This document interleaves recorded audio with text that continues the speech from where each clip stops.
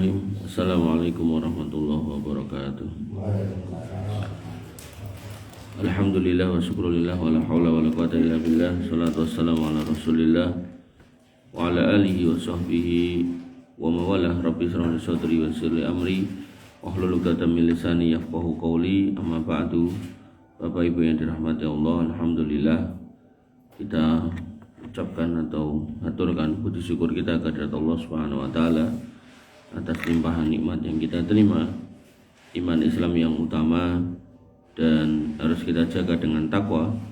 Dan takwa yang terbaik adalah di atas ilmu yang terbaik didapatkan di rumah di antara rumah-rumah Allah, yaitu di masjid. Disampaikan di dalamnya Al-Quran dan dijelaskan juga di dalamnya sunnah Nabi SAW. Bapak Ibu yang dirahmati oleh Allah Subhanahu wa taala, sebagaimana yang diminta ke saya yaitu tentang akidah, maka kita masih dalam rangkaian memahami, mempelajari bagaimana kemudian mengenal Allah Subhanahu wa taala. Dan pada pagi hari ini kita sampai pada bab atau tema mengapa kita harus mengenal Allah sebelum kita menyembahnya. Sebagaimana ketika kita berumah tangga, maka kita pengen kenalan dulu, maka seorang hamba seyogyanya seharusnya itu mengenal Allah sebelum menyembahnya. Dan ini disebutkan atau diperintahkan oleh Allah Subhanahu wa taala bahwasanya kita bisa mengenal Allah melalui nama-namanya. Allah berfirman, "Walillahil asmaul husna fad'uhu biha." Dan Allah itu punya nama-nama yang baik yaitu Asmaul Husna, maka memintalah atau berdoalah dengan menggunakannya, menyebut Asmaul Husna itu.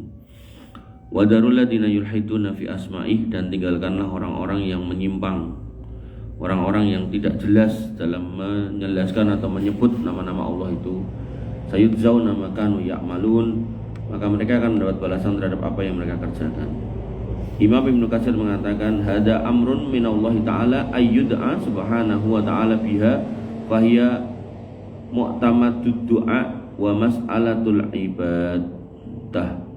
Ini adalah perintah Allah agar hamba itu berdoa kepadanya dengan nama-namanya yang indah, dan ini merupakan dasar dari doa dan intisari ibadah. Sehingga Bapak Ibu yang dirahmati oleh Allah Subhanahu wa taala, sebagaimana kita mengenal anak kita, mengenal istri kita, pasangan kita, maka kita harus mengenal Allah Subhanahu wa taala, dan insya Allah kita menuju ke sana. Kita akan belajar nama-nama Allah itu apa aja, maknanya apa, kemudian Allah itu di mana, dan seterusnya. Sehingga harapannya ketika panjenengan sampun kenalan, sampun ngertos, maka jenengan ketika beribadah niku jenengan mantep. Makanya di salah satu masjid itu saya jelaskan dari level paling bawah itu apa, di atasnya apa, terus sampai ke paling atas. Dan biasanya orang yang paham benar posisinya, ternyata kita tuh di paling bawah di bumi, sedangkan di atasnya masih ada langit, jatuhnya langit lagi terus sampai ke paling atas, nanti ada ars, dan itu semua besar banget. Nah, maka di situ mereka akan kemudian paham, ternyata kita itu cuma manusia yang kecil itu. Wa nabiyina azani Allah wa iyyakum. Allah menyebutkan pada Quran surat Muhammad ayat 19, fa'lam annahu la ilaha illallah, maka ilmuilah bahwasanya Allah itu tidak ada ilah selain Allah.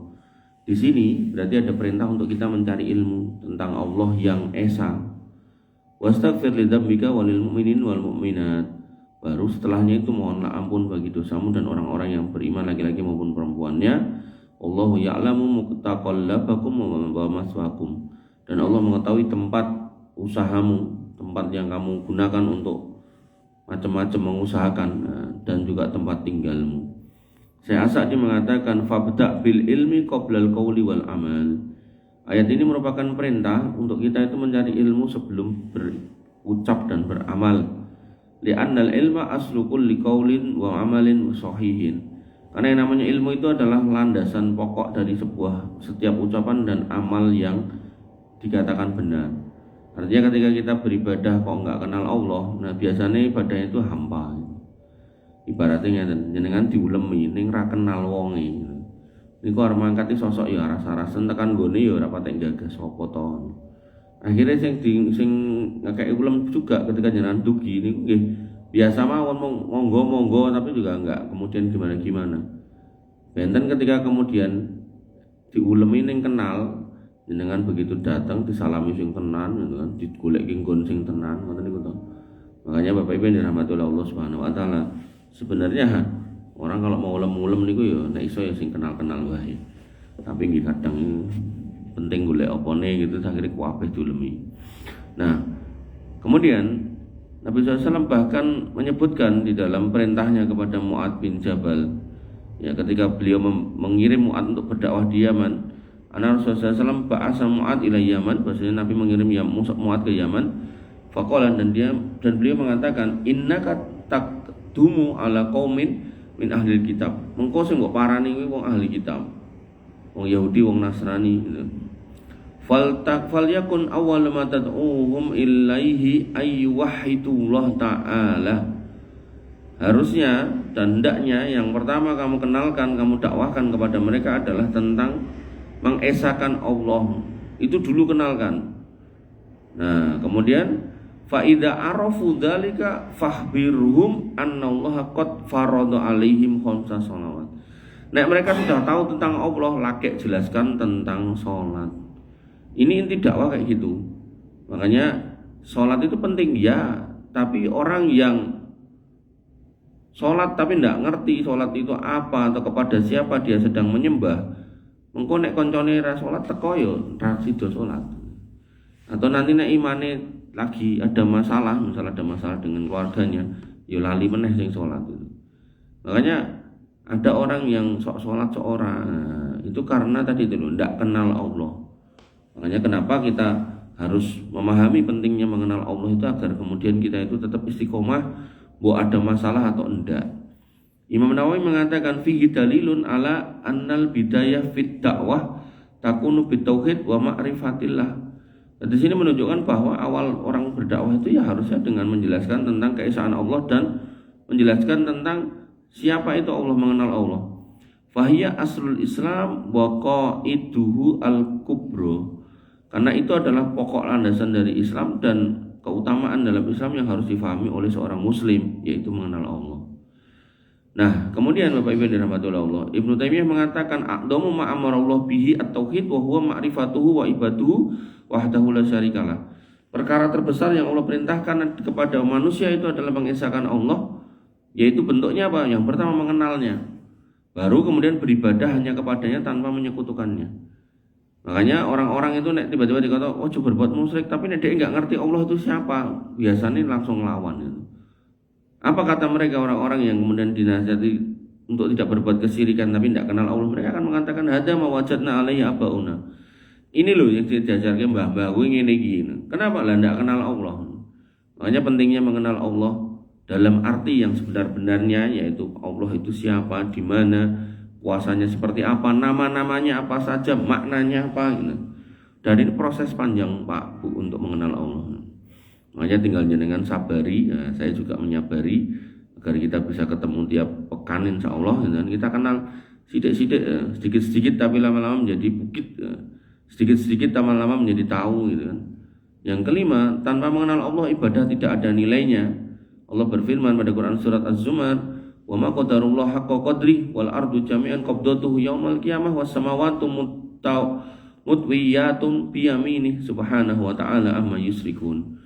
Mereka tidak mengagungkan Allah sebagaimana mestinya. Ini menunjukkan Allah itu agung, tapi kok orang-orang yang disebut di sini tidak ngerti kalau Allah itu agung. Berarti kan radong. Nah, makanya pentingnya untuk memahami.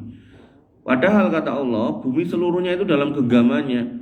Pada hari kiamat dan langit digulung dengan tangan kanannya. Maha suci Allah dan maha tinggi Allah dari apa yang dipersekutukan. Makanya orang-orang yang gak kenal Allah itu berpotensi merendahkan Allah. Nah, Ibnu Katsir mengatakan hada tambihun ala adamatihi ta'ala wa jilalih wa kibriyaih fa innahum lam ya'rifuhu haqqa ma'rifatih. Ayat ini merupakan peringatan tentang agungnya Allah, tentang mulianya Allah, dan tentang kebesaran Allah. Sesungguhnya mereka orang-orang musyrik itu tidak mengenal Allah dengan sebenar-benarnya, makanya mereka berbuat kesalahan. Bapak Ibu yang dirahmati oleh Allah Subhanahu wa taala. Kemudian Nabi SAW mengatakan bahasanya kemuliaan kita terletak pada seberapa dalam kita mengenal Allah. Makin kita kenal Allah, insya Allah kita makin mulia. Dan orang yang kenal Allah benar-benar dengan benar, niku njaluk sak njaluk-njaluk insya Allah kabul langsung gitu kan. Tapi kalau kemudian tidak kenal, nah udah akhirnya susah kabul, dan ketika nggak kabul akhirnya nyalah ke Gusti Allah. Nah, Nabi SAW mengatakan innallaha la yanduru ila suwarikum wala ila amwalikum walakin yanduru ila qulubikum wa a'malikum. Sesungguhnya Allah tidak melihat kepada wajah-wajahmu, tidak pula pada hartamu, mungkin juga pangkat dan jabatan juga enggak, tapi yang Allah lihat adalah hati dan amal solih. Ibnu Rajab Al-Hambali mengatakan fal muradu annal ibrata bi salahil qalbi alladhi ya'rifullah wa yuhibbuhu wa yahsahu fa idza salaha dzalika salahal a'mal. Nah, di sini maksudnya adalah Allah itu punya penilaian pada diri kita, tapi penilaiannya itu terletak pada hati yang mengenal Allah, yang mencintainya, yang takut padanya. Jika hati itu baik, maka amal itu pun menjadi baik. Makanya kalau kemudian kita sampai tidak paham Allah itu siapa, di hati kita itu kita tidak tahu. Bahkan ada sebagian orang itu sholat niku mergo wong liya, anggere nek wong liya sholat melu sholat ra enek ora gitu kan. Maka itu benar-benar tidak kenal dengan Allah, sehingga yang terjadi hampa hatinya. Walaupun wis sholat gitu, masalah datang stres gitu. Ada urusan yang nggak bisa selesai, bingung gitu. Maka kesimpulannya Bapak Ibu yang dirahmati oleh Allah, mengenal Allah itu adalah pondasi dalam keistiqomahan menjalankan ibadah. Disebutkan oleh Ibnu Qayyim Al-Jauziyah, dia berkata asraful ilmi ma'rifatullah wa asraful ibadah tauhiduhu. Ilmu yang paling mulia adalah ilmu tentang mengenal Allah, dan ibadah yang paling mulia adalah ibadah yang dilandasi dengan tauhid. Sehingga materi ini menegaskan bahwa sebelum kita beribadah kepada Allah, kita wajib mengenalnya terlebih dulu. Karena dengan mengenal Allah, ibadah kita akan penuh rasa cinta, penuh rasa takut, penuh rasa harap, serta menjadi ibadah yang sesuai dengan yang diajarkan oleh Nabi Muhammad SAW. Bapak Ibu yang dirahmati oleh Allah Subhanahu wa taala, mbok pilih mekaten yang saya sampaikan pada pagi hari ini. Kesimpulannya, insya Allah materi kita di masjid ini adalah tentang bagaimana mengenal Allah dengan pengenalan sebaik-baiknya di atas ilmu. Dan karena materinya banyak dan panjang, maka kita kenalannya pelan-pelan. Nah, tinggal dengan sabari, insya Allah akan didapatkan ilmu yang banyak, yang besar.